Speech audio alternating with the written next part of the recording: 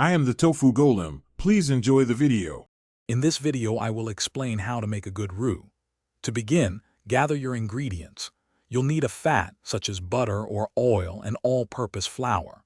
A heavy-bottomed saucepan and a whisk are also essential tools. Understanding the correct proportions and cooking techniques is key to achieving the perfect consistency and flavor for your sauces, gravies, and soups. Let's dive into the specifics of this versatile kitchen staple. For a successful roux, ingredient selection is crucial. You'll want to use a good quality fat, such as unsalted butter for a delicate flavor or vegetable oil for a neutral base. Some recipes even call for rendered bacon fat for a richer taste. Always pair your chosen fat with all-purpose flour. The golden rule is a 1-to-1 ratio by weight.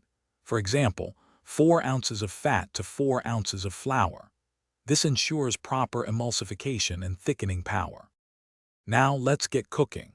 Begin by melting your chosen fat in a heavy-bottomed saucepan over medium-low heat. Once melted, gradually whisk in the all-purpose flour.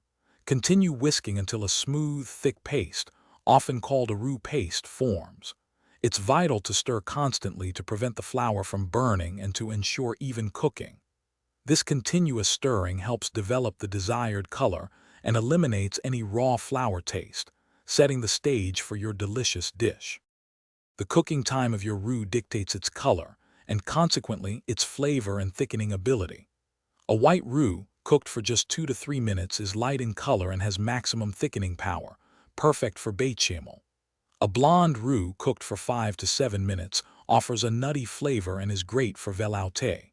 Finally, a dark roux cooked for 20 to 30 minutes provides a deep, rich flavor, essential for authentic gumbo, though it has less thickening power. Thanks for watching. Consider subscribing if we helped you today.